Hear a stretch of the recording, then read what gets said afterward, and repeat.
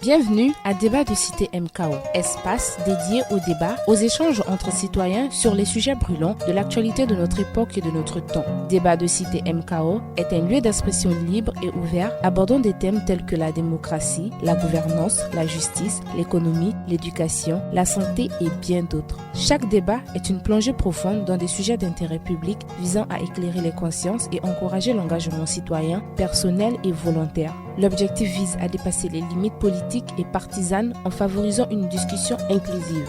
Rejoignez-nous chaque dimanche soir de 21h à 23h GMT en direct sur Xspace, Twitter. Débat de Cité MKO, véritable contrôle et veille citoyen. Mesdames et messieurs, bonsoir et bienvenue à ce énième débat de Cité consacré ce soir à l'Est de la République démocratique du Congo où l'on se pose la question de la paix impossible. Bien évidemment, nous sommes totalement en hors zone et surtout en hors culture dans la mesure où nous avons décidé aujourd'hui de parler de l'Afrique centrale.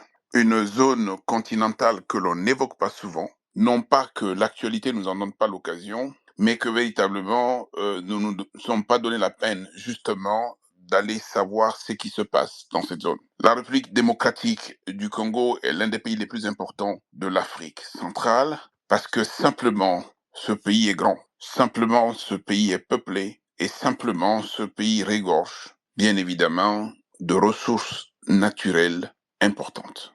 Ce pays est actuellement en proie à de violents combats entre le groupe rebelle connu sous le nom de Mouvement M23 et les combattants du gouvernement. Depuis octobre 2023, plus de 2,5 millions de personnes ont été déplacées et des centaines d'autres ont trouvé la mort tandis que la poursuite du conflit menace de déstabiliser davantage la région et encore ces derniers temps, un camp de réfugiés a été attaqué à la bombe et tuant des personnes en nombre. Comment sommes-nous arrivés là? Faut rappeler simplement qu'au cours des dernières décennies, l'Est de la République démocratique du Congo, qui est riche en minerais comme je l'ai indiqué, a connu des soubresauts et des troubles permanents en raison justement de griefs politiques et de différences sur les ressources naturelles et les tensions ethniques. Le conflit actuel entre les rebelles du M23 et le gouvernement a débuté en 2012. Je dis en 2012 parce que c'est à peu près tous les historiens de ce conflit que nous avons interrogés tournent autour de l'année 2012. Et le groupe qui tire son nom d'un accord de paix conclu justement le 23 mars 2009, qui avait mis fin donc à un précédent conflit entre 2006 et 2009. Le M23 est un mouvement de rébellion qui a donc pris les armes parce qu'il estime que le gouvernement n'a pas mis en œuvre cet accord du 23 mars 2009. Les rebelles ont déclaré qu'ils luttaient contre la marginalisation politique et le manque de représentation ethnique de la minorité Tutsi dans la région. Le groupe rebelle, dirigé par l'ethnie Tutsi, a rapidement pris le contrôle de vastes étendues de territoire dans la province du Nord Kivu, y compris la capitale, Goma. En 2013, ils ont pris le contrôle de la ville pendant 10 jours avant de l'abandonner sous la pression internationale.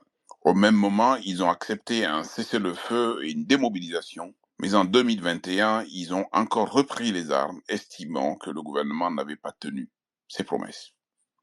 Le dernier front de bataille est la ville de Sake, à 25 km au nord-ouest de Goma, et encore aujourd'hui, des combats sont intenses dans la zone et des villes sont attaquées, des camps de réfugiés aussi.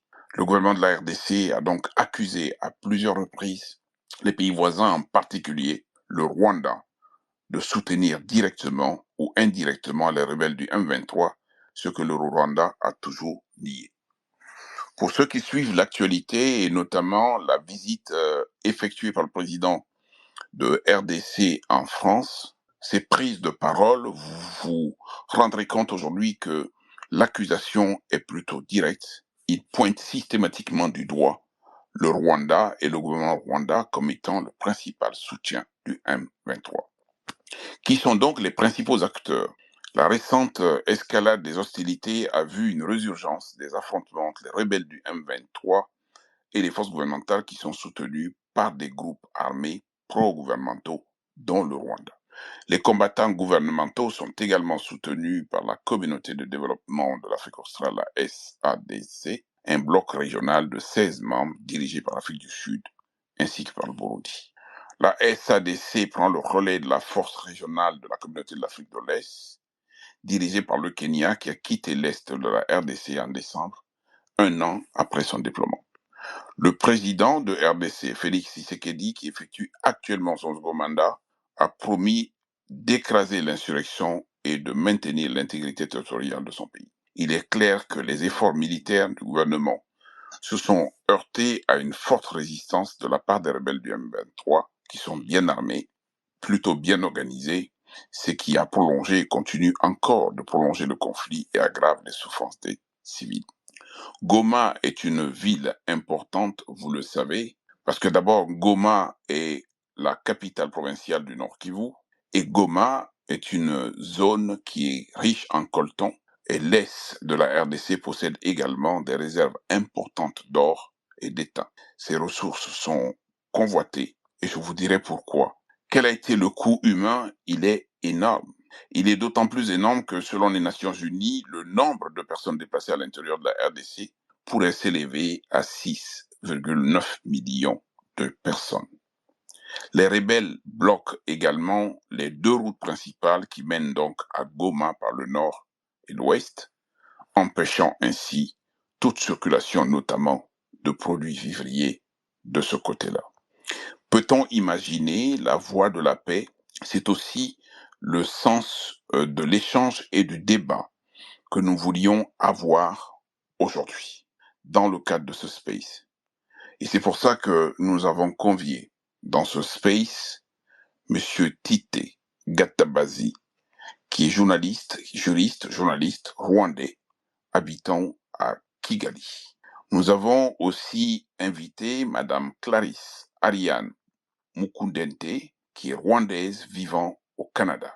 Nous avons également invité Monsieur Jean-Baptiste Kassakwa, qui est originaire de Goma, au Nord Kivu. Il est ancien député national. Il est membre de la commission défense. Il a été membre de la commission défense de l'Assemblée nationale. Il a procédé justement à quelques descentes sur le terrain.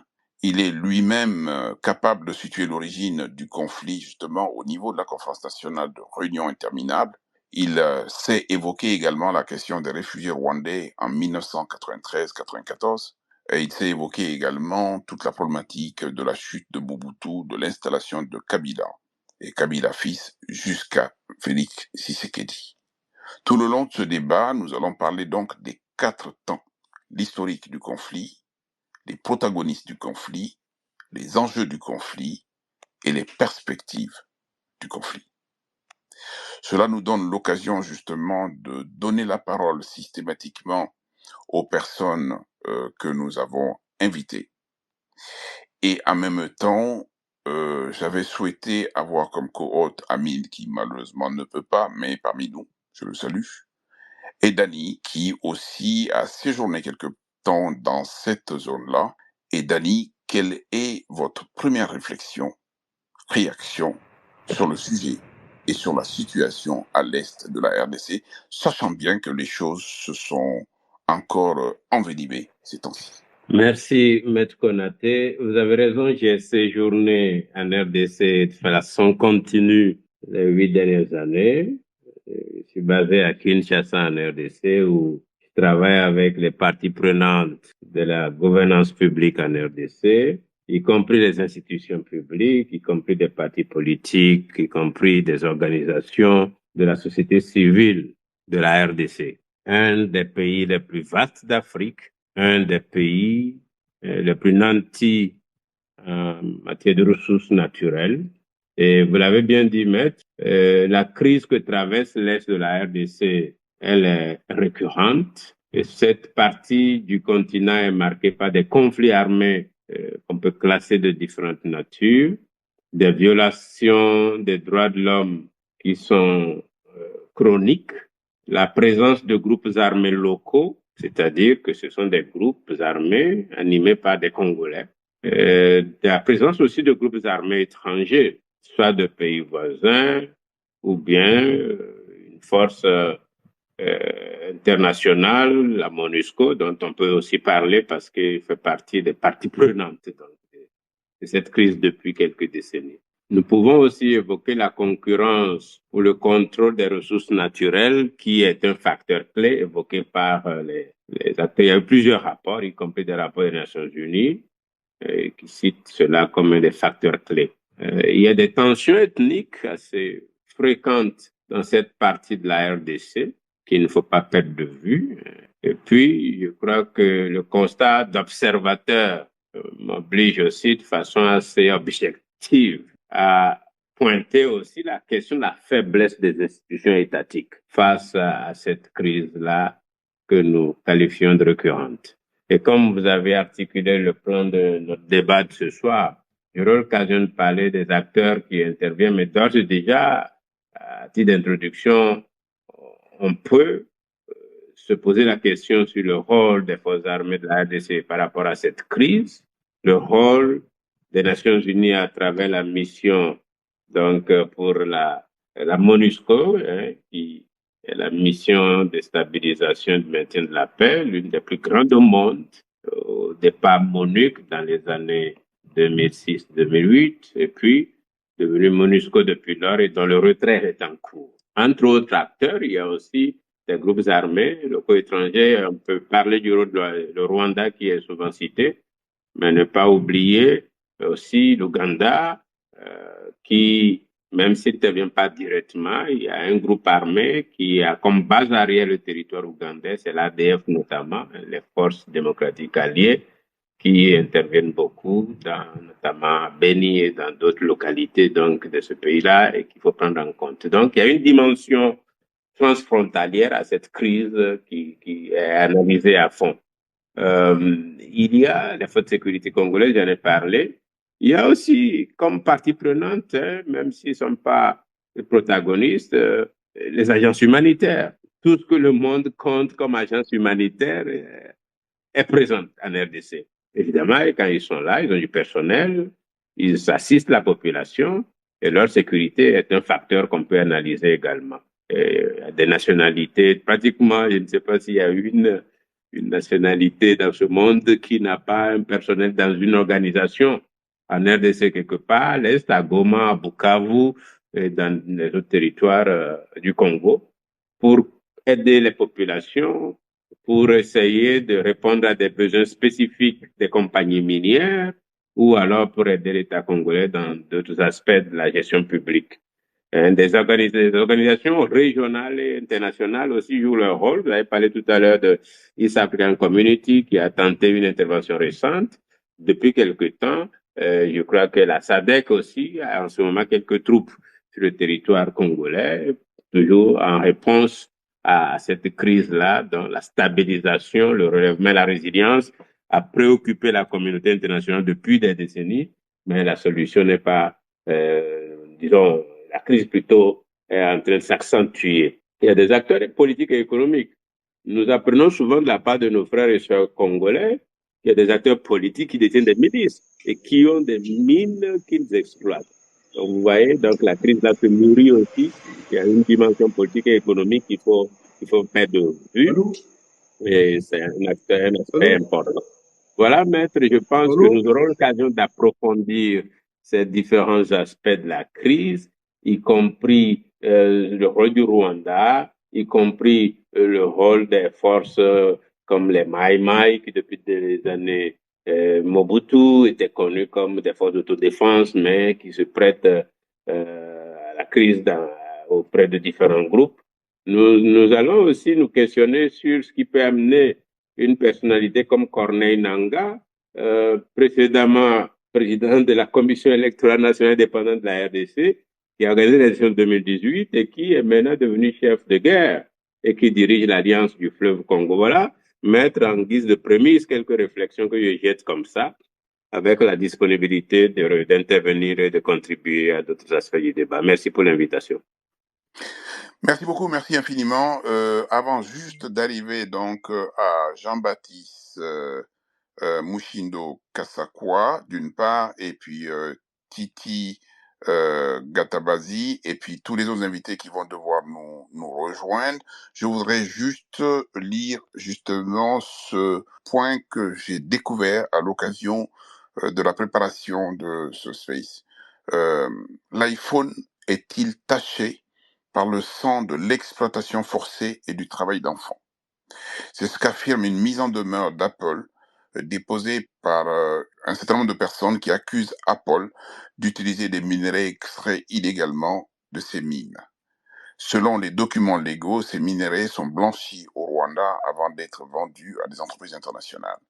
Cette affaire a pris une tournure internationale avec la plainte formelle déposée par les filiales d'Apple en France, mettant en cause directement les méthodes d'approvisionnement du géant technologique. Les avocats qui représentent les intérêts de la RDC ont adressé un courrier à la maison mère américaine exigeant une enquête approfondie et des réparations pour les violations des droits humains impliqués. Le président de la République démocratique du Congo, Félix Tshisekedi, a déclaré sur LCI que dans les téléphones d'Apple, il y a du sang de victimes congolaises, c'est documenté. Les accusations se concentrent sur le cobalt et le cuivre, deux minéraux essentiels dans la fabrication des composants électroniques d'Apple, dont l'extraction est souvent contrôlée par des groupes armés. Ces groupes sont accusés de recourir à la violence et à l'exploitation des populations locales, y compris des enfants, pour extraire ces ressources précieuses. Cette affaire rappelle des plaintes antérieures où Apple, avec d'autres géants comme Google, Dell, Microsoft et Tesla, étaient accusés de soutenir l'exploitation minière impliquant le travail des enfants pour l'extraction du cobalt, un composant vital pour leurs appareils. Un procès historique a été intenté par le cabinet International Rights Advocates pour défendre les droits de 14 parents et enfants congolais. Affaire à suivre. Voilà. Donc, je reviens dans le space justement. Sinon, merci donc à Tita Gatabazi également d'être là, que je salue. Monsieur Tita Gatabazi, vous êtes, vous, rwandais, et vous êtes connaisseur de ce conflit-là. Est-ce que vous pouvez nous rappeler l'historique de ce conflit? Oui, merci beaucoup, maître. Bonsoir à tout le monde. Et c'est vraiment un réel plaisir de partager nos réflexions ce soir. L'historique de ce conflit remonte à très loin, peut-être légèrement avant l'indépendance de la République démocratique du Congo, le 30 juin 1960. Parce que la table ronde de Bruxelles qui a préparé l'indépendance du Congo en février 1960 décide que sera congolais, sera réputé congolais toute personne établie sur le territoire de la République démocratique du Congo à la date du 30 juin 1960. Et 4 ans après, éclate une guerre à l'est de la République démocratique du Congo, laquelle guerre sera appelée la guerre de Kanyarwanda. Qu'est-ce qu'on retrouve dans cette guerre?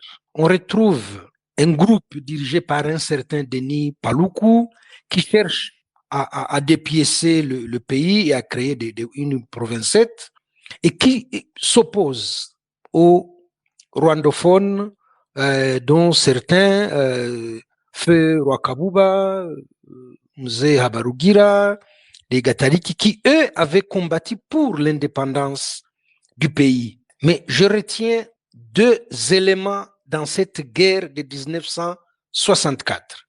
L'instrumentalisation des identités, qui va perdurer comme ça tout le long de l'histoire du pays, et la falsification des faits historiques. Et cette instrumentalisation des identités va prendre forme jusqu'à devenir un serpent de mer sous le règne de Mobutu, jusqu'en 90 à la conférence nationale souveraine.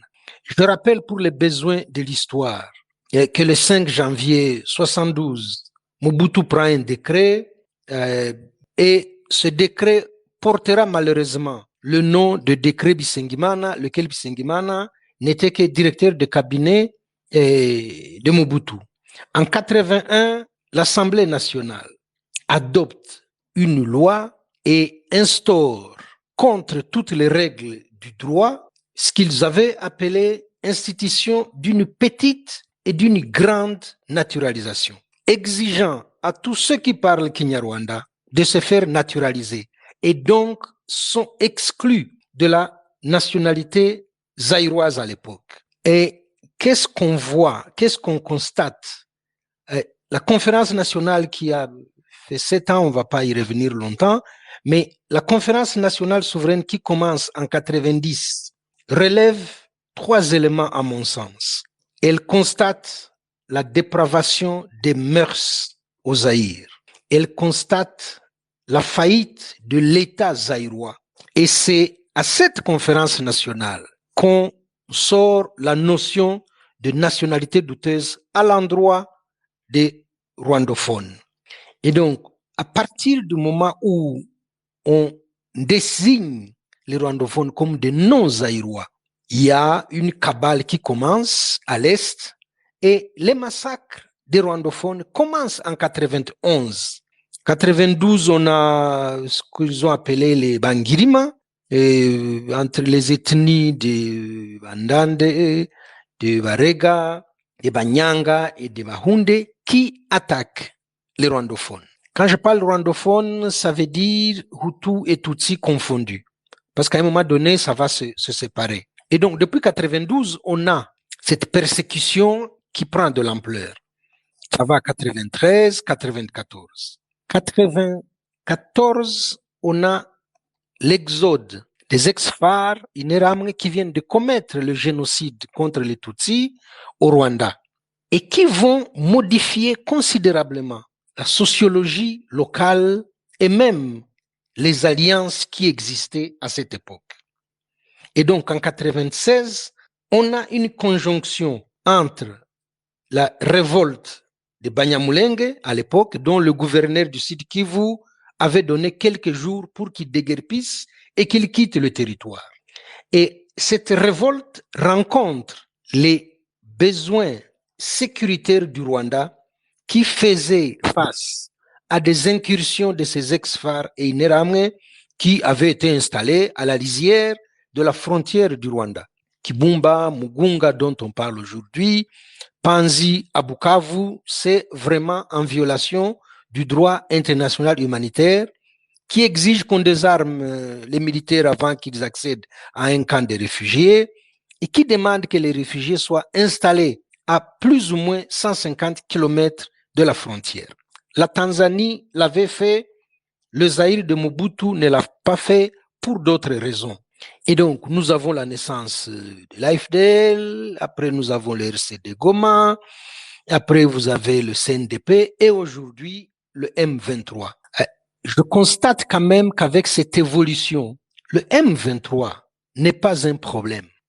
Le M23 est le symptôme des problèmes non résolus en République démocratique du Congo. Et donc, même si aujourd'hui on dit que le M23 qui est né des accords du 23 mars, le M23 pose problème. Mon prédécesseur a dit qu'il y a plus de 250 groupes armés à l'est de la République démocratique du Congo. Que parmi ces groupes armés, des Congolais pointent du doigt des ministres en fonction qui entretiennent ces groupes armés. Je rappelle que le président de l'Assemblée nationale sortant, Mbosso, s'était adressé aux députés en leur disant « Chers collègues, quittez les groupes armés ». Effectivement, il y a des liens et des alliances entre ces ministres, les députés et des hauts gradés militaires pour l'exploitation des mines à l'est de la République démocratique du Congo. Donc voilà, cette façon de dire que le M23 pose problème, je rappelle quand même que le M23 se bat pour la reconnaissance des droits des Tutsis congolais qui sont exclus de la nationalité congolaise. Le M23 demande que cessent les persécutions contre les Tutsis congolais. Et en dernier point, je crois qu'ils exigent le retour des réfugiés qui sont en Ouganda, au Rwanda et en Tanzanie. On ne peut pas ouvrir ce space sans évoquer la rhétorique victimaire du gouvernement congolais qui a pour but de légitimer les revendications du M23, lequel M23 avait été invité à Kinshasa par le ministre de l'Intérieur du président Tshisekedi de 2020 à 2021, avant qu'il ne reprenne les armes. Le ministre s'appelle Gilbert Kankonde. On peut donc vérifier, même si après ça, le président Tshisekedi joue du valse, tantôt il n'était pas au courant, tantôt c'était contre son gré, tantôt il les a pas reçus, mais le fait est que ils ont été invités à Kinshasa. Ils ont négocié avec le ministre titulaire de l'Intérieur et encore une fois, leur accord n'a pas été respecté. Dans cette rhétorique victimaire que j'évoque, le gouvernement évite de parler de ces 250 ou plus de 250 groupes armés. Et effectivement, il s'offre à moindre frais un adversaire étranger et malheureusement désigne l'ennemi intérieur. Lequel ennemi intérieur aujourd'hui en République démocratique du Congo? C'est le Tutsi congolais, qu'on qualifie d'étranger, qu'on qualifie d'infiltré et qui est jeté comme ça en pâture, et les actes de violence contre les Tutsis congolais ne sont pas réprimés, bien au contraire. Je crois qu'il y a une prime à ça. Et Bitakwira doit son poste de député et à la propagation de la haine en République démocratique du Congo. Et donc voilà, bien ramasser l'origine et l'évolution des conflits et l'instabilité à l'est de la République démocratique du Congo. Je vous remercie, maître. Merci. Merci infiniment. Encore une fois, je suis à la recherche de Clarisse Ariane Mukentene, qui est donc rwandaise et qui devait arriver dans ce space, et surtout de Jean-Baptiste Kassakwa. D'ici là, Dani, si vous voulez juste faire un petit commentaire sur ce que monsieur Gatabazi a dit, le temps que je mette la main sur Jean-Baptiste Kassakwa. Tout à fait, maître. Je remercie notre collègue pour cette réaction, et c'est bien que en tant que Rwandais, vous puissiez avoir votre mot sur cet aspect-là. Mais en tant que journaliste, j'aurais aimé que vous équilibriez un peu vos vues. Vous voyez, la crise à l'est de la RDC est vue comme la suite du génocide rwandais. Quand la crise s'est éclatée au Rwanda en 1994, quand l'armée du président Kagame actuel a eu le dessus sur l'ancien régime, eh bien, les militaires de cet ancien régime et certains de leurs familles ont migré pour traverser la frontière pour se retrouver pour la plupart dans le Nord Kivu actuel. Alors, vous avez évoqué plus la revendication du M23 comme si c'est seulement les Tutsis congolais que cela concerne, mais il se fait que la rhétorique du côté de Kigali, c'est qu'on accuse la RDC de soutenir le FDLR. Voilà aussi une autre dimension de cette crise que j'aurais aimé qu'en tant que journaliste, par rapport aux règles qui régissent votre métier, vous puissiez mettre du doigt là-dessus. L'autre aspect qu'il ne faut pas perdre de vue, et j'aimerais avoir votre point de vue là-dessus, c'est que le Rwanda est devenu tout puissant militairement. Et cette puissance militaire rwandaise se joue également sur le plan géopolitique à l'est de la RDC. L'armée rwandaise s'est reconnue par la France, est reconnue par les États-Unis. L'armée rwandaise prête main forte et plus que ça, instrumentalise le M23. C'est connu aujourd'hui. La seule dénégation de Kigali, c'est de dire, avant de nous accuser, essayez de comprendre pourquoi nous intervenons. Un autre aspect, c'est que le Rwanda, selon un certain nombre de rapports, exploite des ressources minières de cette partie du Congo. Vous voyez, donc il y a comme un certain appui à la déstabilisation de l'Est de la RDC et que le pays auquel cela profite, c'est le Rwanda. Donc ça aussi, il y a un certain nombre de faits, de rapports qu'ils soutiennent. Et ce serait bon que quand on veut, dans cette discussion où un certain nombre de frères et sœurs à travers l'Afrique sont réunis, que la vérité soit établie dans son entièreté. Moi-même, je suis un ancien journaliste, chers confrères, est-ce que vous pensez que pas que la vérité soit plus tentaculaire que l'aspect que vous avez essayé de brosser à l'instant? Je vous remercie. D'abord, juste pour le problème de lexique, on ne dit plus génocide rwandais. Les Nations Unies ont décidé depuis fort longtemps qu'on dit génocide contre les Tutsis. Ce sont les Tutsis qui ont connu le génocide. Donc ça, c'était pour les besoins de la lexique. Et effectivement, en 94, je l'ai dit comme ça en survolant, il y a tout un contexte de l'opération turquoise de la France qui donne accès, ouvre les portes de l'Est de la République démocratique du Congo aux génocidaires. Et je disais que ces gens ont quasiment dénaturé la sociologie de la place et les alliances. Et donc, quand ils migrent, comme vous dites, ils partent avec leur idéologie génocidaire et ils prennent le Tutsi congolais comme le frère siamois du Tutsi qu'ils n'ont pas pu exterminer au Rwanda. Et donc, les massacres continuent. Mais là, on n'attaque plus que les Tutsis congolais. Et c'est de là que est née la révolte de Banyamulenge que j'ai évoquée. Alors, effectivement, vous parlez des FDLR. Les FDLR sont le prolongement des ex-FAR et INERAM qui sont passés par des organisations comme ALIR, comme RDR et tout ce que vous voulez. Mais fondamentalement, les FDLR conservent l'idéologie génocidaire et ont décidé qu'ils doivent revenir au Rwanda, finir le travail comme ils l'appellent. Ça veut dire qu'ils sont toujours mécontents de n'avoir pas exterminé tous les Tutsis. Et donc, ils veulent revenir au Rwanda pour finir le travail. Ça veut dire que le Rwanda, au jour d'aujourd'hui, a une menace existentielle quant à sa sécurité. Et donc, merci pour le compliment de dire que le Rwanda a une armée bien structurée, bien organisée.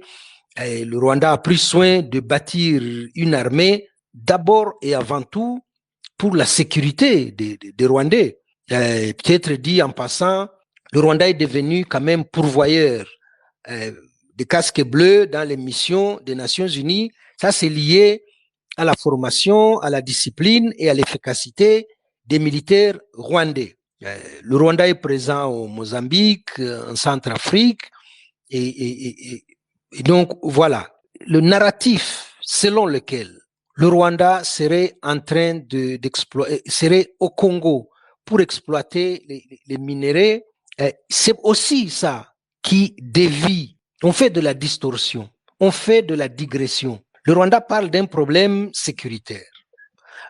Concernant les FDLR, vous avez quand même remarqué, je ne sais pas s'il y en a qui ont fait un peu de recherche. Les déclarations du ministre des Affaires étrangères, Lutundula, les déclarations de son président Tshisekedi se contredisent. À la tribune des Nations Unies, Tshisekedi dit que les FDLR n'existent plus. De quel FDLR parle-t-on? Alors, Titer, excusez-moi. Titer, oui, on va juste, oui. parce qu'en fait, la première partie est en rapport avec l'histoire. On vous a suffisamment entendu et on a la chance donc d'avoir Jean-Baptiste Kassakwa. Et comme je l'ai rappelé, Jean-Baptiste Kassakwa est originaire donc du Nord Kivu. Il est de Goma. Il est député, ancien député national d'une part, et il a été membre de la commission défense également, et il revient du terrain. Donc, en ce qui concerne Monsieur Jean-Baptiste Kassakwa, merci d'être là. Et est-ce que vous partagez les éléments d'histoire qui ont été indiqués ici par Titer Gatabazi avant que vous n'arriviez? Et je demande à monsieur Simba, officiel, de ne pas demander la parole. La parole sera ouverte dans 1 heure, s'il vous plaît. Allez-y, monsieur Kassakwa, sur la partie histoire. Bon, sur la partie avec retard. Néanmoins, pour les 30 dernières années, c'est-à-dire depuis 94, le génocide de triste mémoire au Rwanda, jusqu'à ces jours, 94, l'Est de la... on est 1994. Hein. 94, on est 1994. Oui, 1994, oui. Jusqu'à 2024, l'Est de la RDC, particulièrement le Nord Kivu, vient de totaliser 30 ans d'instabilité, 30 ans de guerre. Et cette guerre, nous pouvons la subdiviser en 6 étapes. D'abord, avant l'entrée des réfugiés rwandais, depuis 1993, on a connu ce que l'on a appelé des guerres interethniques au Nord Kivu et à Ituri. Mais pour ce qui est du Nord Kivu, on s'est rendu compte qu'il y avait des rapports étroits entre les guerres interethniques connues dans le Massissi et le Rutshuru, les deux territoires autour de Goma et frontaliers avec le Rwanda. Ces guerres-là étaient en relation directe avec la guerre que le FPR était en train de mener à but de conquérir le pouvoir au... Alors, c'est dommage, ça coupe et on a des problèmes de connexion avec monsieur Jean-Baptiste Kassekwa. Est-ce que vous nous entendez? Jean-Baptiste Kassekwa? Déjà qu'on a eu beaucoup de mal à se connecter, ensuite il est connecté, mais on l'entend pas. Jean-Baptiste Kassekwa, est-ce que vous m'entendez? Oui, moi je vous entends. Je vous entends bien. Voilà, donc parlez dans le micro. Tout à l'heure, il y a une rupture là, donc allez-y. Oui, je disais donc avec le déferlement des millions de réfugiés rwandais sur la partie est de la RDC, nous arrivons à 96 avec la guerre de l'AFDEL, qui l'on a appelée donc guerre de l'AFDEL 96-97, ensuite la guerre du RCD 98 jusqu'à 2003, la réunification du territoire national, mais la réunification sera immédiatement suivie pour la partie Est de la guerre du CNDP sous M. Kounda-Baltware et Moutebouti, c'est-à-dire 2004 jusqu'à 2009, la date de la fameuse signature du fameux accord du 23 mars 2009. On va connaître une courte accalmie jusqu'à 2012-2013, la guerre du M23, qui sera soldée par un semblable de victoire militaire en 2013. Mais cette victoire-là est accompagnée par un début de massacre dans la zone nord du Nord Kivu, notamment le territoire de Beni. Et donc, je disais que nous sommes pratiquement à la 5e phase de cette longue guerre que nous subissons depuis 1884 jusqu'à ces jours. Mais, disais-je, cette guerre, quoique la plus médiatique, la guerre contre le M23, guerre d'agression M23 soutenue par le Rwanda, elle n'est pas la plus meurtrière. Il y a une guerre de loin plus meurtrière qui est moins médiatisée, ce sont les massacres perpétrés par le mouvement ADF à Beni. Le dernier rapport de monitoring fait état d'au moins 416 morts par mois. C'est depuis 2021 à ce jour, alors que jusqu'aux années 2018, on a comptabilisé 914 personnes massacrées rien qu'à Beni, Ituri, Djougou. 2020, c'était autour de 1070 personnes massacrées. Mais curieusement, paradoxalement, depuis 2021, avec l'instauration de l'état de siège, dans cette zone, le taux de massacre est passé à 4. Il y a encore une coupure. On voudrait juste évoquer donc la partie historique de ce conflit pour permettre justement de prendre connaissance de l'origine de ce conflit et ensuite que l'on ait l'occasion de progresser dans le débat. Mais on avait donc la première partie avec les deux personnes qui sont intervenues, et je ne sais pas si Monsieur Jean-Baptiste Kassakwa m'entend toujours. Oui, je vous entends bien, je vous entends. Oui, alors, si vous voulez juste abréger, parce qu'on a des grosses difficultés de connexion avec vous, il y a des coupures. Donc, allez-y encore. Oui, maintenant, en ces jours, dans la partie sud du Nord Kivu, la situation humanitaire expose les populations à un nombre de morts qui sera de loin plus important que les morts dus au tir de balles. Par exemple, dans les camps de déplacés autour de Goma, le taux d'enfants malnutris est très, très élevé. Je viens de Goma en faisant le tour dans des camps. Vous trouvez des enfants qui manquent de tout et si rien n'est fait, dans les tout prochains jours, le nombre de décès dus à la famine, autant de cas autour de Goma, sera très, très élevé. Mais également, d'autres déplacés ne sont pas accessibles par les visiteurs autour de Goma ni par les caméras des médias.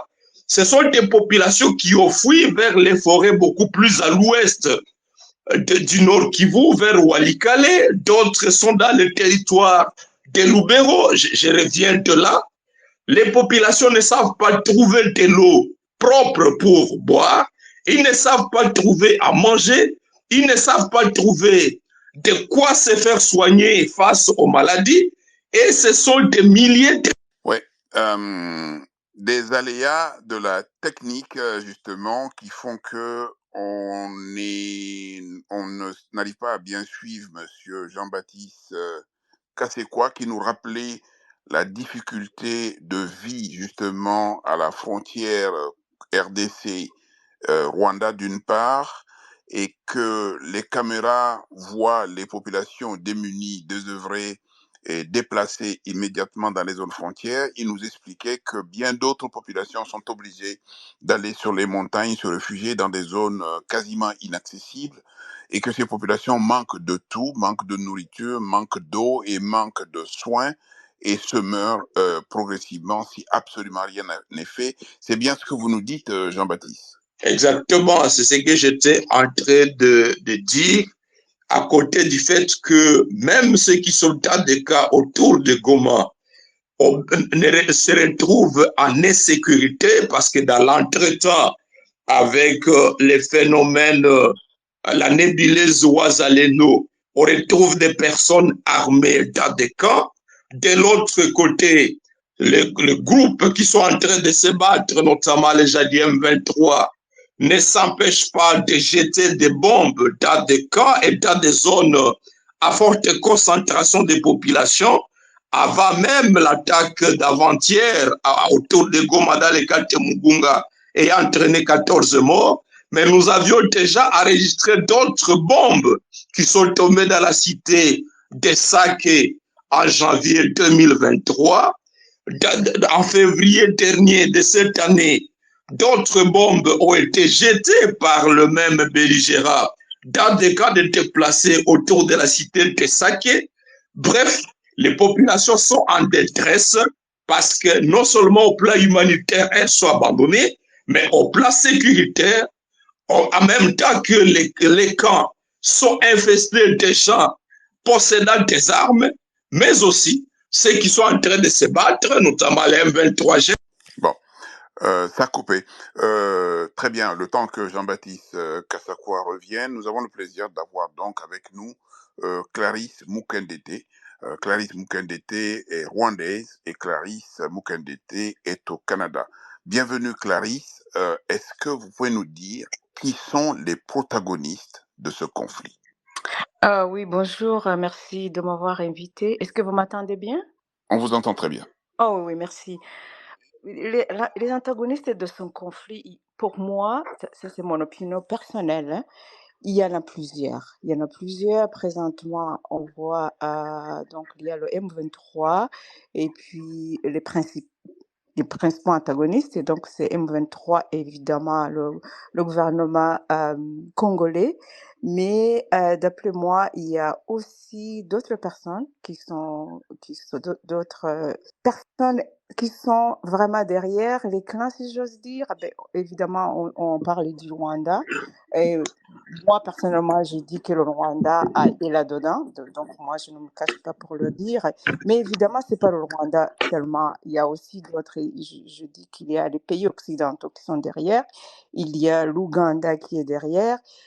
Il y a plusieurs pays là-dedans parce que pour moi, l'enjeu de ce qui se passe au Congo, c'est les ressources naturelles. Ce n'est pas une affaire de terre, c'est pas une affaire des ethnies, c'est vraiment une affaire. On est en train de se battre pour les ressources naturelles du Congo et ce ne sont pas les pays de la région qui se battent pour ces ressources naturelles, c'est les Occidentaux qui se battent pour ça. Pour moi, le Congo, c'est comme le Moyen-Orient, donc avec le pétrole au Moyen-Orient. Vous êtes en train de nous dire Donc, pour moi, que, très bien, vous êtes oui, en train allez-y. de nous dire, Clarisse, oui, vous êtes en train de nous dire, Clarisse, que le foyer de tension se situe à l'est du Congo, mais ce foyer de tension aujourd'hui est attisé en apparence par le M23, qui est le mouvement de rébellion qui se retrouve entre les deux frontières pour aujourd'hui exprimer des revendications politiques au Congo d'une part, et deuxièmement que des pays comme l'Ouganda, que des pays comme le Rwanda ou que des pays occidentaux sont directement impliqués et que leur motivation tient essentiellement à l'exploitation sans doute illégale et illicite des ressources naturelles issues de la terre dans l'est de la République démocratique du Congo. C'est ce que vous nous dites? Ah oui, absolument, absolument. C'est mon opinion. Pour moi, le M23, c'est le cheval de Détroit pour les ressources naturelles du Congo. Bon. Et Titer Gata Bazi, qu'est-ce que vous en pensez? Est-ce que Madame Clarisse peut juste nous parler des FDLR? Qu'est-ce qu'elle en sait?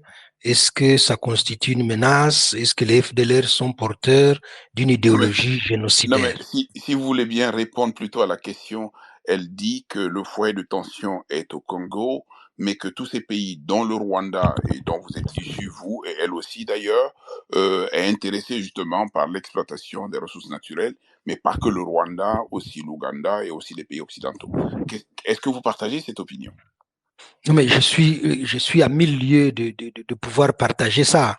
Il y a une persécution des Tutsis congolais. Et aujourd'hui, il y a une plainte à la CPI qui est documentée par un collectif des avocats. Elle passe ça pour pertes et profits. Il y a un groupe génocidaire qualifié de mouvement terroriste par les Nations Unies qui s'appelle FDLR. Est-ce que ces FDLR sont un problème là-bas?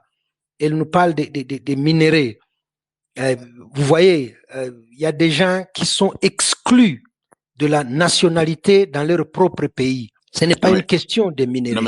Ils sont en train de se battre pour leurs droits. Titer, oui. Dites-moi, les gens qui sont exclus de la nationalité de leur pays sont-ils rwandais ou congolais?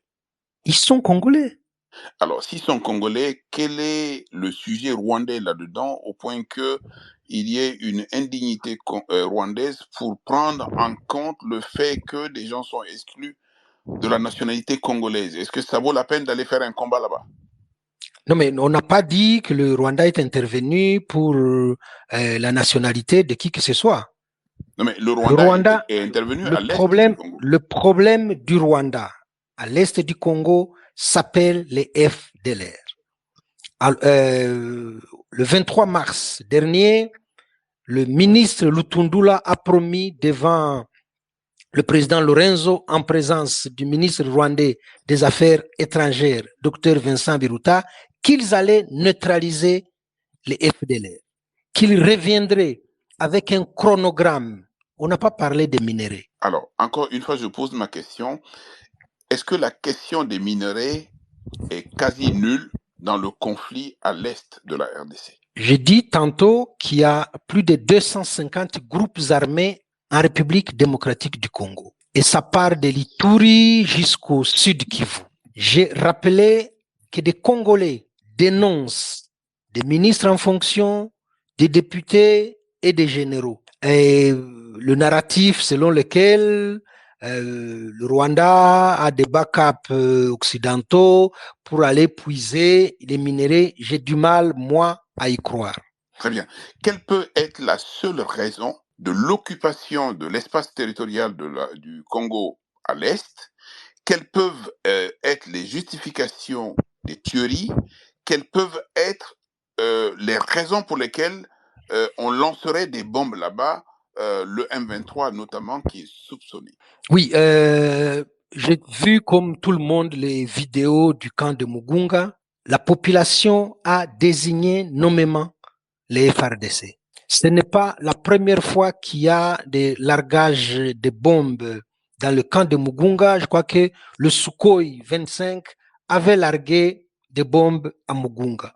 Il y a ces jours-ci, en tout cas dans les 10 jours qui viennent de s'écouler, il y a eu des condamnations des militaires FARDC et de Ouazalendo qui sèment la terreur dans Goma. Le gouverneur militaire a dû prendre un arrêté pour interdire la divagation des militaires en uniforme. Vous sentez bien que la réalité sur place et tout ce que nous avons la chance d'avoir sur les réseaux sociaux n'est pas en conformité avec le narratif officiel qui fait du Rwanda son bouc émissaire. Maître, vous permettez Oui, alors Dani, justement. Avant-hier. Oui, Dani. Oui, maître. Oui, Dani. Avant-hier, le M23 s'est emparé de la cité minière de Rubaya à quelques kilomètres de Goma. Je voudrais demander à notre ami journaliste s'il est au courant de cela. Je suis très au courant parce que je suis ce dossier de très près. Rubaya, en plus d'être une cité minière, était une base d'entraînement des militaires burundais qui entraînaient les milices sur place. Je ne sais pas si vous êtes au courant, il y a eu des cargaisons de machettes convoyées depuis Bujumbura jusqu'à Rubaya. Les machettes parlent au conscient collectif dans cette région. Les Imbonerakure, ça sont servis pour exterminer les Tutsis au Rwanda en 1994. Voilà, maître, je voulais juste souligner que Rubaya, c'est une mine, l'une des plus importantes de cette partie du pays, et c'est du coltan qui se produit là-bas. Et c'est pas neutre. Le M23 soutenu par le Rwanda a pris possession de cela. Et notre ami, son langage, son narratif, c'est de tout dire, sauf ce qui peut déplaire à Kigali, mais on comprend cela. Très bien. Je donne la parole donc à Jean-Baptiste Kassakwa, justement sur les enjeux du conflit. Je rappelle simplement aux uns et aux autres qu'à débat de cité, on ne fait pas de gestes avec des mains, et surtout des gestes qui peuvent être grotesques. Abstenez-vous de faire ça, s'il vous plaît. Tout le monde aura droit à la parole, et la seconde heure qui va s'ouvrir tout à l'heure va vous permettre à toutes les personnes qui demandent la parole de la prendre.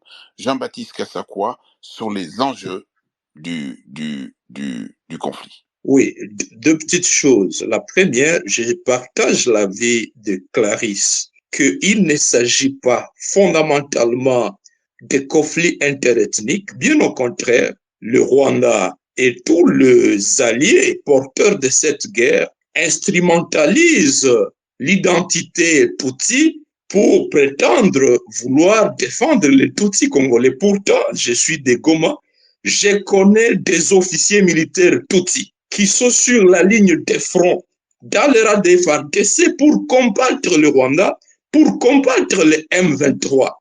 Moi, j'ai des frères, j'ai grandi dans les Rutshuru, j'ai grandi à Masisi, à Goma, dans les mêmes familles avec des Tutsis congolais, et je le vois peiner d'attendre, prétendre qu'ils viennent se battre pour leur cause et vouloir les mettre en conflit avec les autres Congolais.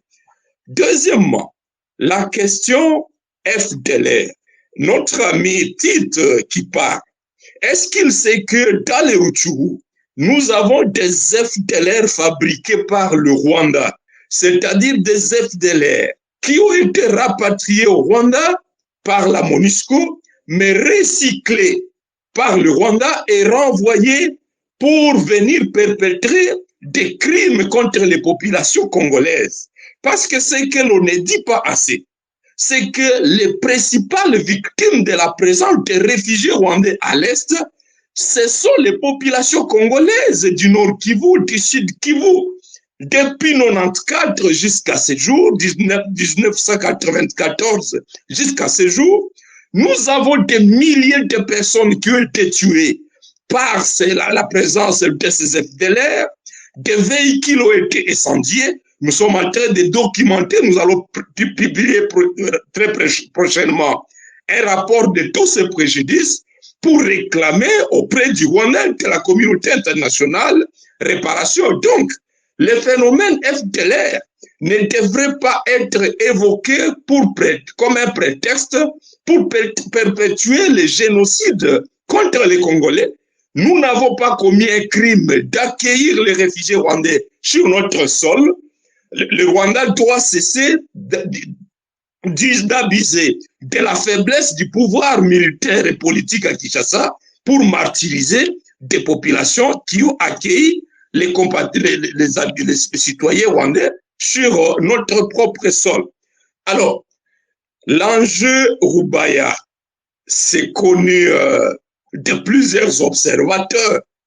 Le Rwanda vise non seulement l'exploitation des ressources naturelles à l'est de la RDC, mais bien plus, pour maintenir ses contrôles pendant longtemps, le Rwanda développe un projet d'après lequel il faut détacher certains territoires de l'est de la RDC pour en faire une république autonome bidon, mais qui serait sous le contrôle du Rwanda. C'est ainsi que M. Kagame développe un discours d'après lequel Masisi, Rutshuru, Walikale, Kale et Goma appartiendraient historiquement au Rwanda. Vous l'avez suivi lors de sa visite au Bénin pour développer ce discours très, très mensonger. Ce discours-là, il est répandu dans les centres de formation des recrues du M23 et même dans certains livres de géographie au Rwanda. On falsifie l'histoire pour vouloir tromper les enfants rwandais, que leur territoire s'étendrait jusqu'au territoire de Walikale, le territoire congolais, ou de Walikale dans le Nord Kivu. Et donc, il y a toute cette idéologie guerrière, cette idéologie de vouloir créer un État fantôme autonome qui serait sous le contrôle du Rwanda. Et pour tous ces discours, par tous ces discours, tous ces enjeux, eh bien, le Rwanda ne se prive pas de provoquer des guerres l'une après l'autre, entraînant des morts à répétition. Et il est temps que l'on se mobilise pour arrêter ces choses parce que dans les années passées, nous avons vécu à bonne intelligence avec les populations rwandaises. Jusqu'à ce jour, d'ailleurs, les commerces transfrontaliers entre Goma, Gisenyi, entre Bukavu, Tchanzu, entre les différentes populations, les problèmes ne se posent pas, mais il se pose un problème de visée hégémonique du pouvoir de Paul Kagame sur l'est de la RDC, et ces visées hégémoniques entraînent beaucoup de morts en instrumentalisant l'identité ethnique Tutsi, alors que moi je l'affirme, je connais des compatriotes congolais Tutsi qui défendent acharnement l'intégrité territoriale de la RDC, sa souveraineté, et ces compatriotes Tutsi sont la cible de Kigali, qui les tue massivement parce qu'ils ne pardonnent pas que des Tutsis se réclament authentiquement congolais. Il veut plutôt les voir tous accepter le mensonge qu'il vient comme leur protecteur, alors que c'est un mensonge grossier. Merci. Merci infiniment. Je voulais faire réagir donc également sur la question des enjeux, Clarisse, qui n'a pas eu le temps tout à l'heure de terminer sa pensée. Clarisse, sur les enjeux du conflit. Ah oui, pardon. Moi, sur les enjeux du conflit, moi, je dirais que c'est les ressources naturelles du Congo. Évidemment, dans ce conflit-là, il y a plein de choses. Clarisse, mettons-nous d'accord, disons que l'enjeu principal, c'est le contrôle des ressources naturelles dans cette zone. On a parlé tout à l'heure des minéraux qu'il y a. Mais on ne peut pas nier, Oui, ça c'est mon on ne peut opinion. pas nier, Oui, S'il oui, vous plaît, fermez votre micro, Jean-Baptiste. On ne peut pas nier, Clarisse, que d'évidence, le Rwanda se plaint de ce que les populations qui ont été... oui, j'allais Voilà, y allez-y, arriver, allez-y, monsieur. J'allais y allez-y. arriver. Oui, oui, oui, c'est ça. Donc, je disais on ne peut pas nier effectivement que il y a plusieurs réfugiés congolais au Rwanda. Et c'est vraiment parce que dans ce conflit-là, il y a un drame humain qu'on ne doit pas oublier. Et évidemment, ils sont de l'ethnie Tutsi, donc les Congolais d'origine rwandaise, d'ethnie Tutsi, qui se sont réfugiés au Rwanda parce qu'il y a une guerre à 96. Je ne vais pas retourner dans l'histoire. J'imagine que vos, euh, euh, vos auditeurs le savent déjà, ou entre les personnes qui nous écoutent, l'histoire de ce qui s'est passé en 96. Donc, il y a eu une guerre pour sortir Mobutu du pouvoir et il y a eu beaucoup de réfugiés qui se sont réfugiés au Rwanda. Et ces personnes doivent retourner chez eux. Moi, je suis pour, moi, je ne sais pas, ceux qui ne sont pas, qui sont, les personnes qui sont contre ça, je suis pour que ces personnes retournent dans leur pays, qui est le Congo. C'est pour ça que pour moi, le président du Congo doit discuter. Je ne sais pas si il doit discuter avec eux, je ne sais pas les acteurs là-dedans, mais les acteurs là-dedans, ce n'est pas le Rwanda, ce sont des Congolais. Ce n'est pas le Rwanda, ce n'est pas l'Occident, ce n'est pas l'Ouganda, ce sont des Congolais qui doivent discuter avec leur président pour rentrer chez eux. Alors, pourquoi je dis là-dedans que, par exemple, le M23, c'est un cheval de Détroit, c'est parce qu'on n'a pas besoin d'une guerre pour faire rentrer les personnes, donc les réfugiés qui sont dans un autre pays chez eux. Je donne un exemple, je pense que c'était je pense à 2018, si je ne me trompe pas, il y a les réfugiés qui ont voulu rentrer au Congo, ils ont été fusillés au Rwanda. Ces réfugiés voulaient rentrer. Donc, il y a moyen qu'ils rentrent. Mais là, maintenant, la question de FDLR. Évidemment, le Rwanda, c'est une menace pour le Rwanda. Mon problème, c'est le lier avec le M23. Pourquoi on lie le problème de FDLR avec M23? Ça, j'ai un problème avec ça. Je me rappelle que quand le président Tshisekedi a pris le pouvoir, il a donné la permission au Rwanda d'aller chasser le FDLR. Là, je me rappelle, tout le monde le sait, qu'il y avait de très bonnes relations entre le Rwanda et le Congo. À ce moment-là, je me rappelle même, il y a un général rwandais, je pense que c'est Kabarebe, qui a dit le FDLR n'est pas une menace. Là maintenant, mon problème là-dedans, c'est pourquoi maintenant il devient une menace. Et je ne dis pas que c'est une menace, parce que moi, je ne suis pas, je connais rien de la politique en principe, donc la politique entre les deux pays qui menace qui. Mais ce que je regarde, j'essaie d'observer qu'est-ce qui se passe sur le terrain. Il y a euh, une armée qui s'appelle le FDLR qui veut retourner au Rwanda. Et le Rwanda avait dit que ce n'était pas une menace qu'apparemment, il ne fera même pas 5 minutes. Alors, j'essaie de voir comment on lit avec ça, avec le M23, mais moi, ce qui m'intéresse là-dedans, c'est évidemment la population qui meurt parce que ça fait très longtemps, ça fait plus de 23 ans, je pense, qu'au Congo, la population est massacrée. Et ce n'est même pas seulement de l'ethnie Tutsi, c'est même tous les Congolais aussi. Parce que les guerres qui se passent au Congo, ça fait plus de 20 ans, il y a la population qui meurt chaque jour, chaque jour. Et ce n'est pas pour rien que le docteur Mukwege a reçu un prix Nobel de la paix, c'est parce qu'il y avait un drame, c'est à cause du drame qui se passe au Congo. Donc, pour moi, il faut regarder tout là-dedans, qu'est-ce qui se passe au Congo, c'est l'enjeu pour moi, c'est les ressources naturelles parce qu'on se bat pour les ressources naturelles, mais évidemment, il y a la population qui est prise en otage et c'est parmi eux, il y a les réfugiés congolais, donc d'origine rwandaise, qui sont pris en otage. Voilà. Merci. Merci infiniment. Je vais donc donner la parole à Titer Gatabazi, non seulement sur les enjeux, mais en même temps qu'il prolonge sur les perspectives de paix possibles et probables. Titer. Merci, maître. Je crois que les enjeux, enfin, pour moi, ça me paraît clair. Pour le gouvernement congolais, il est urgent de rétablir la paix et la sécurité sur toute l'étendue du territoire. Il y va de sa crédibilité.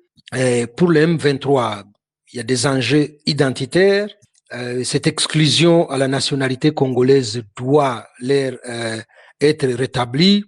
C'est dans pour la population, il y a des enjeux sécuritaires et humanitaires, on l'a dit suffisamment.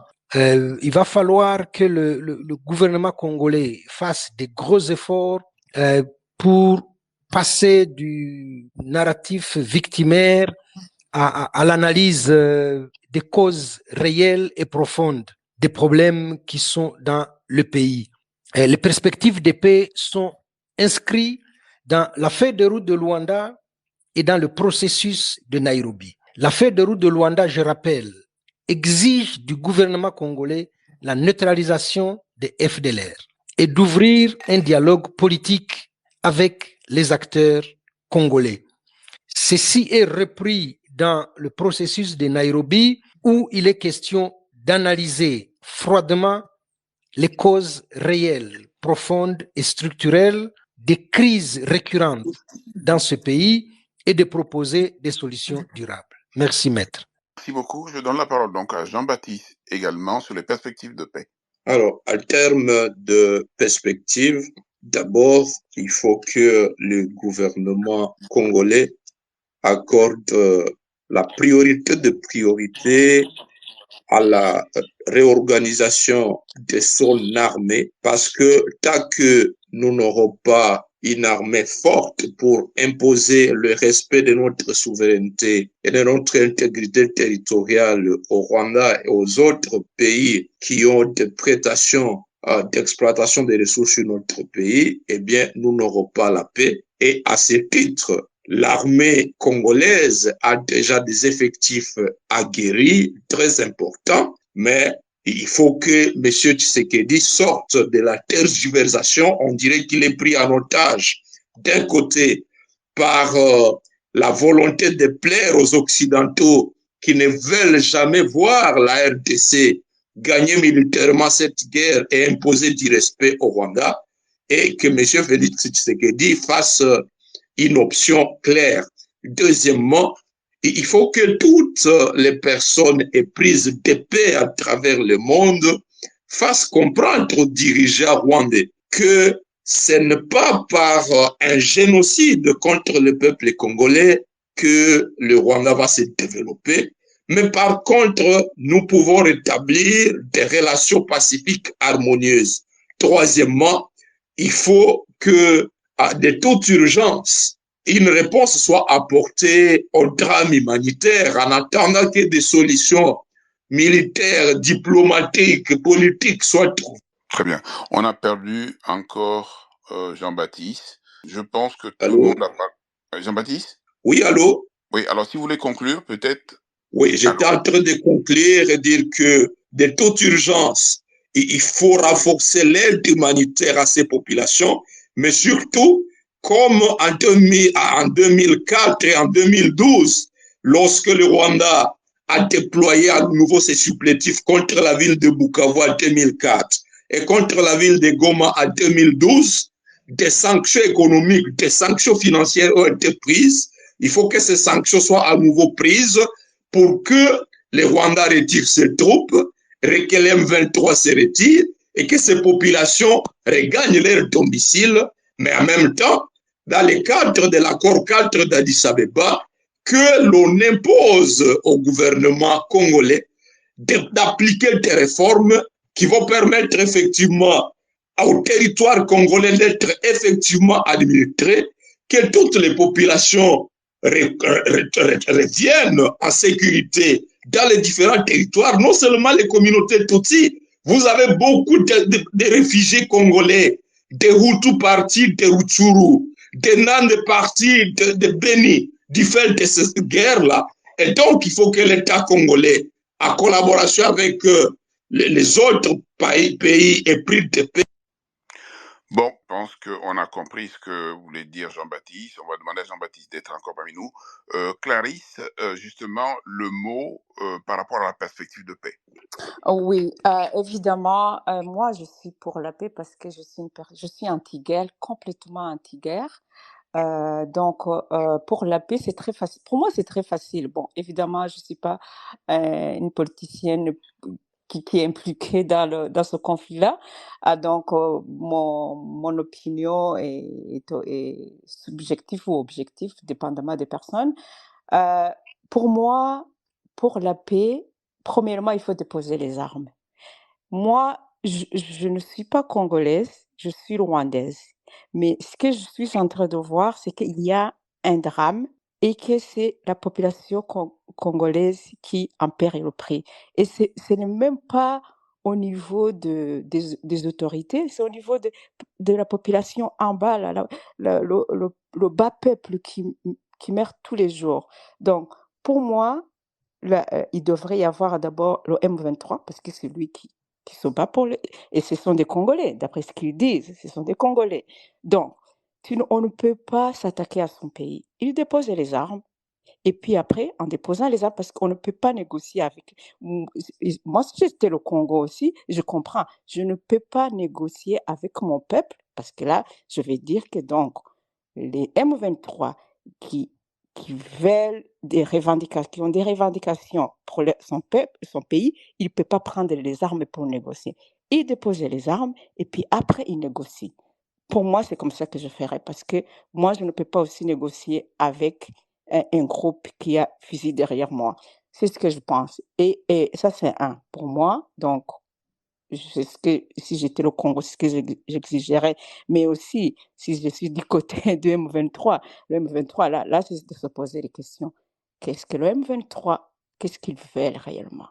Est-ce qu'ils veulent les terres? Est-ce qu'ils veulent entrer en politique, donc avoir la place dans la politique?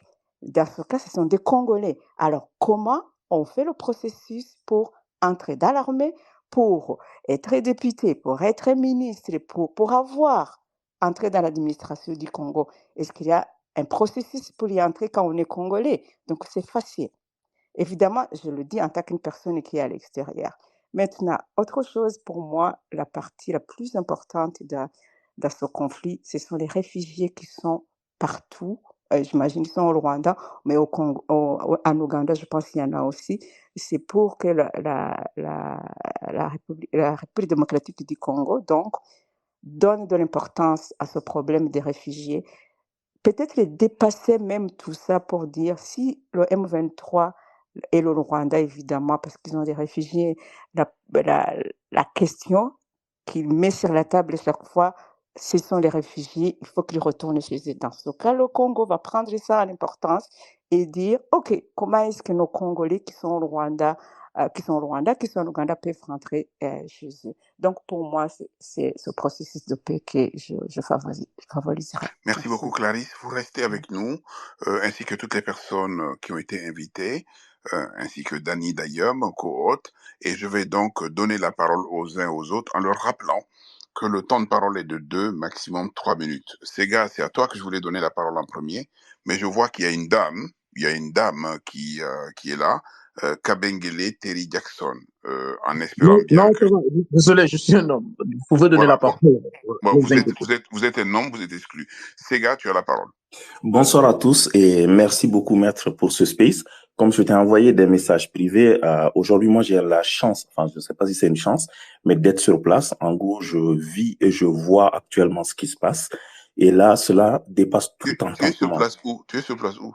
Je suis en RDC, pour pas dire exactement où je suis. Alors, j'ai commencé mon périple depuis le centre de Kasaï central, donc pour descendre vers les zones de conflit, et j'ai pu rencontrer les réfugiés. J'ai vu le désastre humanitaire et ce qu'a dit les premiers intervenants, je pense que sur le drame humanitaire, c'est très, très important. Toutes les agences spécialisées tirent sur la sonnette d'alarme et aujourd'hui, tout le monde est dépassé par ce qui se passe actuellement sur le terrain.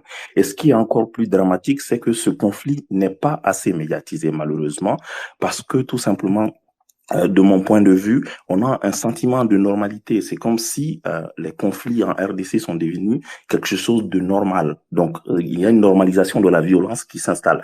Je vais revenir sur les différentes interventions parce que j'ai quand même compris que au début, vous avez voulu revenir sur l'historique. Ce qu'il faut savoir, c'est que l'historique, c'est très bien, mais le problème du M23, même si le Rwanda y impliqués. Le problème de Goma n'est pas uniquement un problème entre le Rwanda et la RDC. Donc, il y a certes une ingérence du Rwanda que vous avez d'ailleurs su relever dans vos discussions, mais cette ingérence a aussi des origines plus ou moins légitimes qu'il va falloir peut-être analyser et comprendre. Donc, c'est une crise qui est assez complexe. Il y a eu depuis les indépendances, donc on savait qu'il y avait Kasavubu et Lumumba qui se battaient pour le pouvoir, et ce pays-là a été assez divisé. Il y a eu des premiers groupes sécessionnistes. Tout le monde voulait son indépendance, et parce que c'est tout simplement le pays le plus riche d'Afrique, et je dirais même du monde, en matière de matières premières. Et votre intervenante l'a eu à le dire. En gros, les enjeux, les réels enjeux sont autour des minéraux. Ce n'est pas un enjeu d'ingérence du Rwanda. C'est vrai qu'il y a un récit national rwandais pour soutenir le M23 qui constitue à dire que pendant le génocide de 94, il y a eu une vague de réfugiés qui s'est venue s'installer ici. Et parmi ces réfugiés-là, donc, il y a des génocidaires qui ont pu fuir avec les réfugiés qui sont installés là, qui ont pu peut-être prendre des armes, commettre des exactions qui existent toujours. Cette menace, elle est réelle, donc on ne peut pas la balayer d'un revers de main. Elle est là, mais on ne peut pas limiter cette crise-là uniquement pour justifier les exactions du M23 au fait qu'il existe un groupe qui est là plus ou moins, et ce groupe qui n'est même pas un groupe puissant. Aujourd'hui, c'est l'armée congolaise, c'est les FARDC, donc ce n'est pas un groupe rebelle, c'est l'armée de la République congolaise qui cherche à se battre pour récupérer son territoire. Donc l'enjeu, ce n'est pas un mini-groupe qui se bat contre un autre groupe. Donc le M23 est soutenu par Kigali parce qu'il y a une minorité, enfin selon ce récit-là, qu'il y a une minorité qui serait menacée. Cette menace, elle est peut-être vraie ici parce que cette minorité existe. C'est le prolongement donc du génocide de 94 qui est là, qu'il va falloir solder. Mais je pense que le récit pour dire que cette crise tire sa source du fait que il y a un problème de reconnaissance, parce que c'est ça la revendication principale du M23. Je pense que cette revendication a déjà trouvé sa réponse par 2 fois dans les lois congolaises. Donc aujourd'hui, le Congo est attaqué par un groupe rebelle. Donc ce groupe rebelle est soutenu par un pays voisin. Et comme une intervenante l'a dit, tous les enjeux se trouvent autour du contrôle des mines. Je suis d'accord, au Congo, il y a plus de 250 groupes armés, mais ces groupes armés ne sont pas actifs. Moi, j'ai eu à en rencontrer pas mal. Les Samoni à Sapo, la dernière fois, ils sont passés. Ça ressemble plutôt à des groupes de jeunes que à des groupes armés. Ce ne sont pas des groupes armés. C'est un pays qui est assez divisé sur le plan ethnique. La politique est fortement basée sur l'ethnie. Ce sont des réalités qui sont là, qui ne favorisent pas forcément le retour de la paix. Mais ce qu'il faut reconnaître, c'est qu'aujourd'hui, Fathi, le président qui a été élu, son élection, même si aussi est en train d'être pris comme un moyen pour justifier encore la guerre, a une volonté de réunifier ce pays-là. Et cette volonté-là passe par la neutralisation de toutes les forces hostiles. Donc aujourd'hui, on est confronté en fait à une rébellion qui ne dit pas son nom, mais une vraie rébellion assez meurtrière. Malheureusement, c'est dommage que les intervenants congolais essaient de minimiser aussi ce impact-là. C'est vrai que le désastre humanitaire est là, mais est-ce que le M23 enrôle des enfants soldats, tue des femmes, viole, et ce n'est pas un mouvement de revendication politique, mais c'est un mouvement comme ça a toujours existé dans cette région-là, et c'est un mouvement assez violent. Et aujourd'hui, personne n'est à l'abri. La ligne de front est juste à côté de la ville, donc c'est quelque chose de très dangereux. Et l'activiste donc du président Fathi n'est pas sans faute. La menace est réelle, et c'est seulement la guerre qui pourra amener le M23 à déposer les armes. Mais cette guerre, elle sera assez meurtrière, parce qu'aujourd'hui, on ne se bat pas uniquement avec des AK-45, mais on se bat aussi avec des drones. On se bat, donc les deux camps sont assez s'arment jusqu'aux dents. Et les affrontements vont continuer, vont reprendre. Donc aujourd'hui, moi je pense que la perspective du Congo, c'est vrai que... Ces gars, vous voulez compléter, s'il vous plaît? Oui. Oui, ok, je vais conclure. Donc, je pense qu'aujourd'hui, la perspective de la paix se situe à deux niveaux. D'abord, dans un premier niveau, au niveau interne, on a parlé de différents groupes parce que le contrôle des ressources minières qui sont là, comme vous l'avez eu à le dire dans vos interventions, c'est que le coltan, le Congo en dispose plus de 60% des réserves mondiales. C'est indispensable dans toute technologie, que ce soit téléphone, radio, tout équipement électronique. Et aujourd'hui, il y a des milliers de mines, enfin, je peux même pas dire des centaines, des milliers de mines qui échappent complètement au contrôle de l'État central et qui sont contrôlées par des milices qui peuvent des fois appartenir à des responsables politiques, mais cela est assez minime par rapport à l'impact de la guerre du M23. Donc Merci, voilà, je Sega. termine là-dessus et je pense que le Rwanda doit cesser de soutenir des groupes rebelles pour déstabiliser son voisin. Et à l'intérieur, Fatih, comme il a commencé, doit continuer à réunir ses compatriotes et à aller vers la paix intérieure. Merci. J'aime bien. Alors, fais attention à toi là-bas si tu y es. Et j'aime bien quand tu dis Fatih. Alors, ceux qui font des mauvais gestes avec la main, notamment Claude, notamment Oumukassi, s'il vous plaît, arrêtez. Claude, arrêtez. Claude, arrêtez. Ces gestes-là, c'est pas ici. Claude, arrêtez. Claude, arrêtez. Et ce n'est pas comme ça que vous allez avoir le droit à la parole. Claude, arrêtez, s'il vous plaît. Claude, arrêtez. Voilà. Il y a un certain nombre de règles auxquelles on se soumet ici. Vous n'avez pas besoin de demander la parole, que dès que vous avez demandé la parole, ne levez pas la main, je vous vois, c'est moi qui vous ai donné la parole, je vous la donnerai. Donc, la révolution à la parole. Oumukassi, vous ne pouvez pas faire ce geste-là ici, je vous ai prévenu. Voilà. La révolution, vous avez la parole. Merci, Maître Simko, pour le débat des cités. Merci beaucoup pour ces spaces. J'ai écouté ces spaces. Faut d'abord me présenter. Moi, je suis Congolais et je suis victime de cette guerre depuis mon enfance jusqu'à aujourd'hui. La guerre continue et continue et continue. Voilà. Première chose, je dois recommander, peut-être mon speech serait peut-être écourté par rapport au expéditant. Je vous recommande les rapports mapping où vous pouvez voir la réalité en face de cette guerre. Ces rapports ont été faits par le Haut Commissariat des Nations Unies, mais qui aujourd'hui souffrent dans les tiroirs parce que le monde a peur de la vérité. Je me demande si Paul Kagame est devenu le maître du monde. Je me demande jusqu'à quand ces criminels vont être déférés devant la justice pour qu'ils répondent devant tous les actes criminels qu'il a infligés à notre peuple, aux Congolais en particulier, et à son propre peuple. Parce que l'empire Kagame est construit dans le mensonge. Ici, Maître, on ne peut pas Madame quand même Clarisse. accepter qu'un président de la République soit insulté dans un space et qu'il soit traité de cette façon-là. Je n'insulte pas. C'est s'il une vous plaît, je vous insulte. écoute, Non, non, monsieur. non, non, non, non, non, non. Ça, c'est Non. inacceptable. C'est mal poli de votre part. Vous devez retirer cette parole-là. Est-ce que je peux parler? Non, pour parler, retirez d'abord les insultes à l'endroit du président Kagame. Maître Debat, non, s'il vous plaît, s'il vous plaît. Monsieur, on parle avec mesure. Ouais. Pas d'injure ici. On parle avec mesure et respect et courtoisie. Ce que vous ne souhaitez pas que les autres vous le disent, ne le dites pas. Et je n'ouvre pas cette tribune pour venir insulter qui que ce soit, s'il vous plaît. Donc, ayez de la mesure dans vos propos. Reprenez la parole. Merci beaucoup. Je ne veux pas insulter. Hein. Je sais pas. L'espèce est enregistrée. Je ne veux pas insulter. J'ai qualifié le fait. J'ai qualifié les actes. Non, cher monsieur, vous n'êtes pas juge. Vous ne pouvez rien qualifier ici.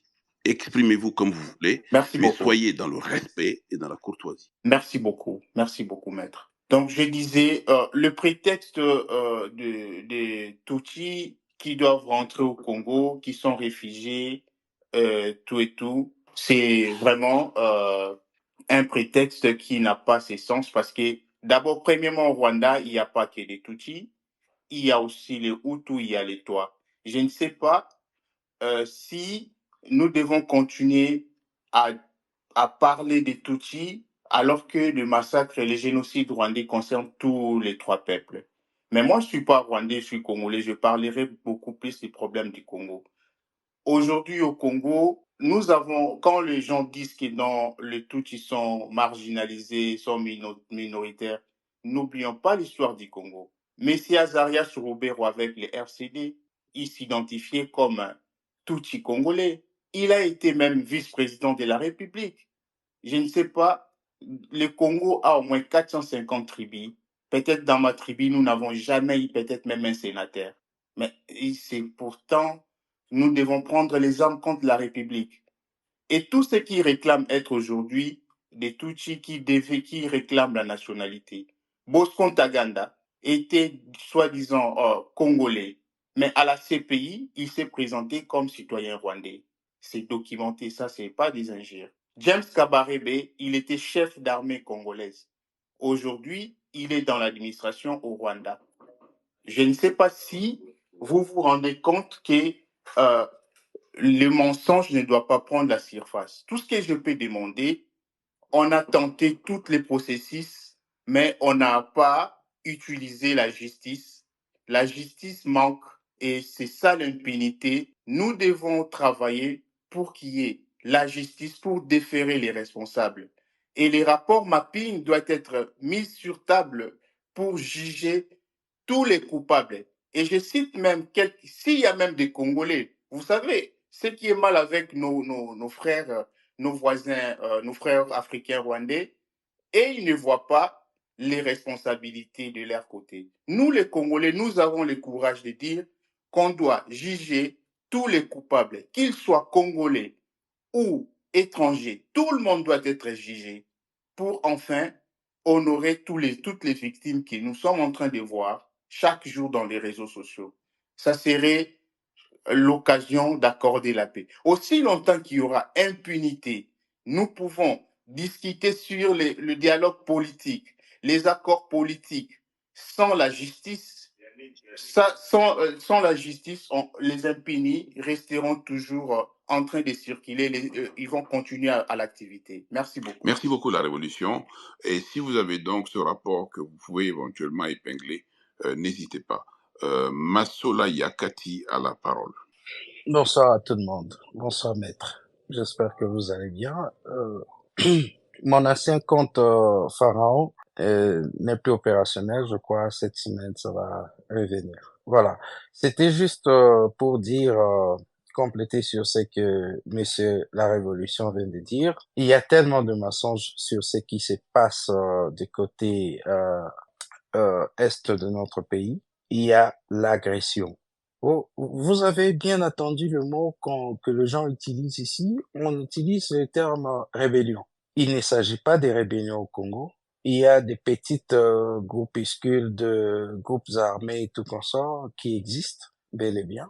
Mais ce qu'on appelle un 23, c'est une armée d'agression. C'est une armée rwandaise. Ils sont entrés pour agresser la RDC et ils agressent, ils tuent, ils transplantent. Parce que quand les gens disent que au Congo c'est une question seulement de minerais, c'est pas une question de terre, est-ce que vous avez entendu parler de la transplantation de peuples? On vient, on découpe les gens en machette, les peuples fuient par ces aurores-là et puis on remplace la population par d'autres peuples qui viennent d'ailleurs. Et je vais vous montrer cette corrélation-là encore avec ce qui se passe entre le Rwanda et la Grande-Bretagne. On doit commencer à amener, on a déjà commencé, hein, ils ont déjà commencé à amener le réfugié au Rwanda, le Rwanda qui n'a pas assez de terres pour lui-même, pour sa population, mais qui accepte au moins de prendre d'autres peuples qui viennent d'ailleurs sur sa terre.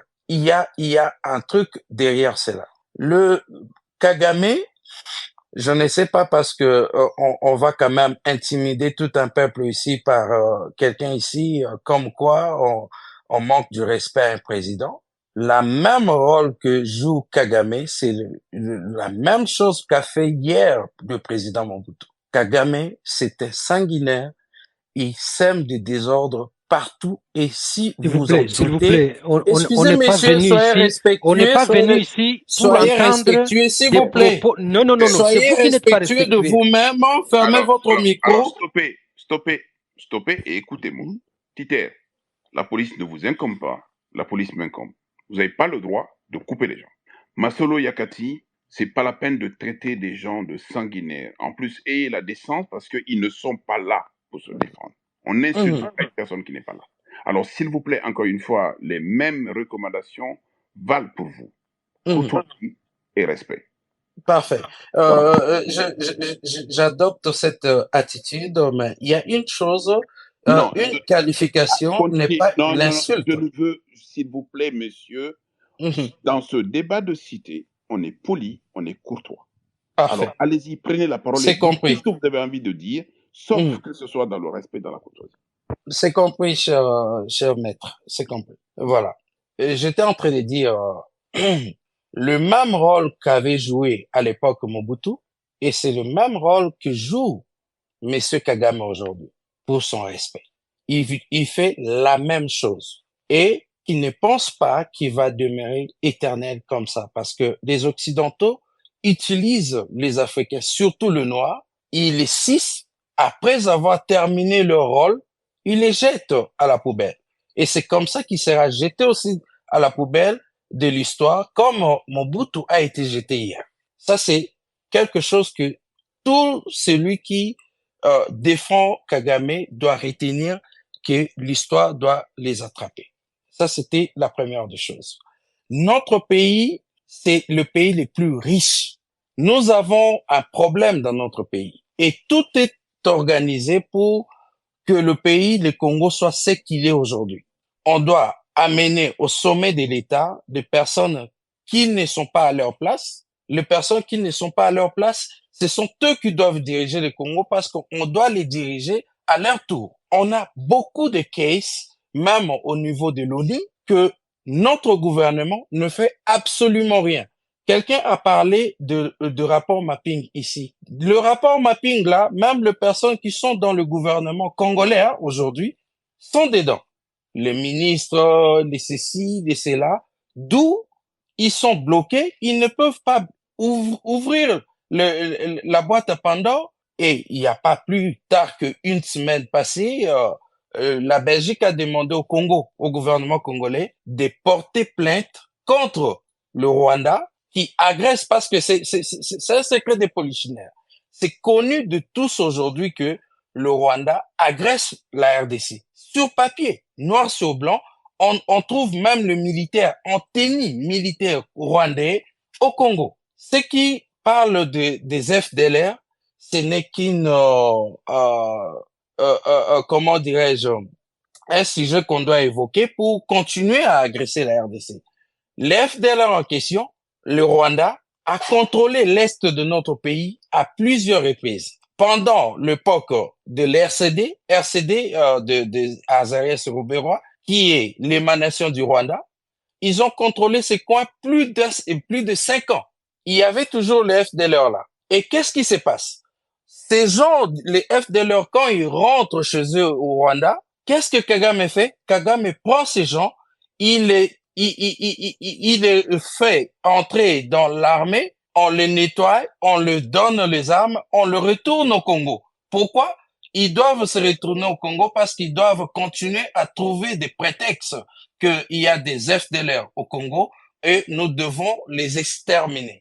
Kagame lui-même a traité ce dossier. Voilà. Voilà, pour conclure, Kagame lui-même a traité ce qu'on appelle l'FDLR à l'est de notre pays, parce qu'il prend ceux qui rentrent au pays, dans son pays, il les donne les armes et il retourne au Congo. Il y a de preuves, il y a même le gouverneur Julien Paluku qui a donné ce témoignage. Il y a beaucoup de ces témoignages-là que nous pouvons même sur les documents, ça existe. Donc notre pays est agressé. Nous pouvons terminer cette agression-là par les armes. Merci. Pas avec les individus qui sont au sommet de notre pays, mais avec d'autres individus, parce que ceux qui sont au sommet de notre pays sont des complices. Ils sont ils sont teintés de toutes les complicités qui amènent notre pays à cet état. Merci. Très cher maître. Oui. J'espère peut-être prochainement nous allons y revenir encore pour donner d'autres détails à ce qui concerne le Congo. Mais vous êtes africain, merci pour cet espace et continuez à le faire parce que ceci nous montre tout simplement que vous ne nous abandonnez pas. vous connaissez notre problème et ça vous touche aussi. Merci. Merci, Masoloya Kati. Merci infiniment. Je voulais juste conclure que notre défi en tant qu'Africains, et tout le monde l'a dit ici, que nous avons intérêt à rapatrier nos difficultés, à domestiquer les solutions à nos difficultés. Mais franchement, honnêtement, je savais que la question était tendue. Pour avoir eu l'occasion d'aller dans les spaces congolais où on parle de ce sujet, et l'occasion d'aller dans les spaces rwandais où l'on parle de ce sujet. Mais entre les deux, il n'y avait pas de perspective de dialogue possible, même aujourd'hui, pour aller trouver des rwandophones pour qu'ils viennent dans ce space, c'était la croix et la bannière. Il y a eu 15 désistements depuis une semaine, aussi bien des Congolais que des Rwandais qui avaient pris l'engagement de venir dans ce débat. C'est dû au fait que ce débat, par nature, est difficile et que les gens qui viennent dans ce débat sont partie prenante. Quand ils sont congolais, ils le sont profondément. Quand ils sont rwandais, ils le sont profondément. Et la plupart du temps, à l'exception de quelques opinions, ce sont des opinions officielles qui sont présentées. Imaginez, les politiques se font la guerre, les militaires se font la guerre, les rebelles s'en prennent aux populations.